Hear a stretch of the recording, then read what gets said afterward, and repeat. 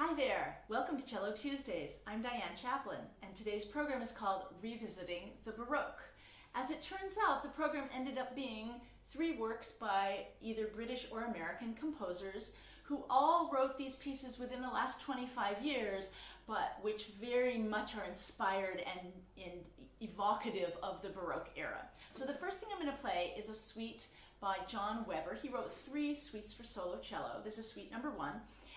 He is a composer who lives in the US and a conductor also, and he has worked in Britain, Germany, the US. And this piece is very quirky. It's very, very short movements, 8 very, very short movements that are not in the standard order we think of when we think of, for instance, the Bach cello suites that start with a prelude, end with a gigue. These are all kind of mixed up in their order, but very charming. So the movements are allegretto, poco meno, which means a little bit slower, courant, allemande, gigue, gavotte, sarabande, and then overture, which is very interesting to me because overtures are usually the starting movement. So I think the quirky order of the movement kind of reflects the quirkiness of the music, which is super joyful and like little Baroque dances. So this is suite number 1 by John Weber, written in 1998.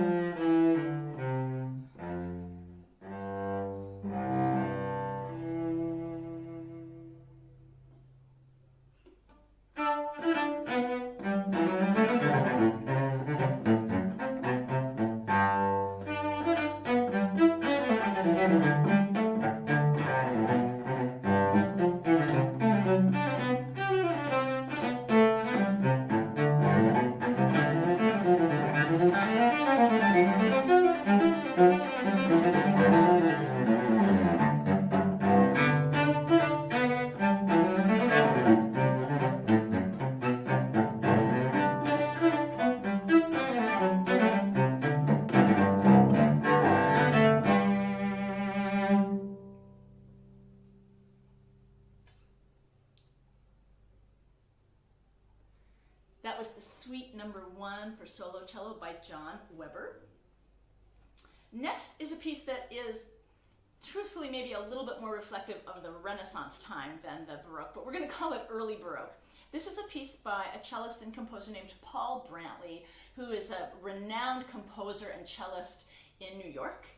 He's written for lots and lots of different combinations of instruments, lots of different groups, and I kind of met him on the internet, on the Facebook, and found his music, and this is a really, really wonderful piece. It's called Branle Coupé, which is a French dance, kind of a Renaissance French dance. As I said, we're calling it early Baroque for the purposes of this program.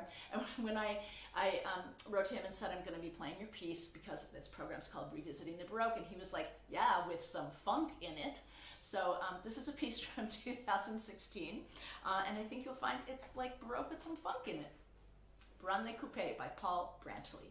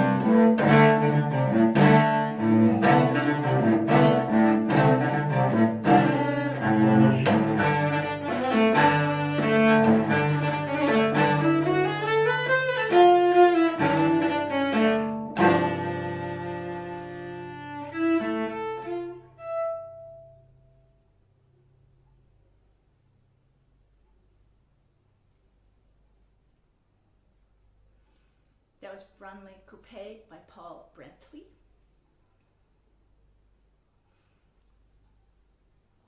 And I have just one more piece on this concert, but it's a long one. It is the Suite for Solo Cello by Natalie, Klouda, which was written in 2017 and revised in 2019, so this is a very recent piece.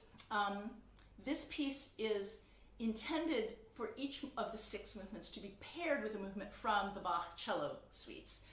And some of them, well, actually some of them have quotations from the Bach cello suite, so some of them resemble the suite a lot. Some of them are a little bit vaguer in their connection to the suite. But there are 6 movements which are all roughly harmonically based on the suites. So the first movement is paired with the G major suite. the second movement with the second suite, the D minor suite, etc., etc. At the end, the last two movements are flipped. For those of you who know a lot about the Bach cello suites, you will know that the fifth suite is originally meant to be played with a tuned down version where your A string is tuned down to a G. And for that matter, the sixth suite, yes, is meant to be played on a cello with a high E string, but we're kind of ignoring that for right now. But what Natalie Klouda decided to do was use that. She wanted to use the tune down idea for the fifth movement, but very cleverly did not make it be the fifth movement and then have to tune back up for the D major movement that would end. She's flipped those movements. So you'll hear the order of the suites will be in roughly corresponding to the number of the Bach suite, except that the fifth movement will be in the D major suite, like the sixth suite, and the sixth movement will be the tuned down movement. And you will see the tune down because it happens while I'm playing. You will not miss that. And for those of you who had no idea what I just said, it's okay, just go with it. The other thing that's really, really interesting about this piece is it is not just an evocation of Bach suites, but it is really inspired by Indian classical music. Her husband is a classical cellist, Ashton Klouda. He is a very wonderful cellist whose heritage is Indian, family is Indian. And so she listened to a lot of Indian music, and some things are very directly quoted, some of the scale patterns, and you'll hear that right near the beginning of the piece. And she actually writes, I'm not going to butcher the language by trying to read them to you, but she writes, I can say purvi, that's one of the words I can pronounce. There's 9 scales, all very, very interesting, and you'll hear them right near the beginning of the piece, and then they recur through the piece. There's a lot of things that are based on these Indian scales. There's also a general idea of Indian improvisation. You'll hear lots of things like sliding between the notes, lots of unmetered things that sometimes sound like a little bit like drumming, and there's a lot of use of drones, which is something that is very, very common in Indian music, from either a shruti box or a tambura, where you have something, tambur, maybe it's more correct in Indian, where you have a drone going against a melody or an improvised section. So you will hear a lot of that. There's also a lot of arpeggiation, which is creates a sort of droning effect, but is also one of the things that really connects to the Bach cello suites, which have a lot of arpeggiation in them. So this is a suite in 6 movements. The suite for solo cello, written in 2017, revised in 2019 by Natalie Klouda. Oh, I should tune. Hold on.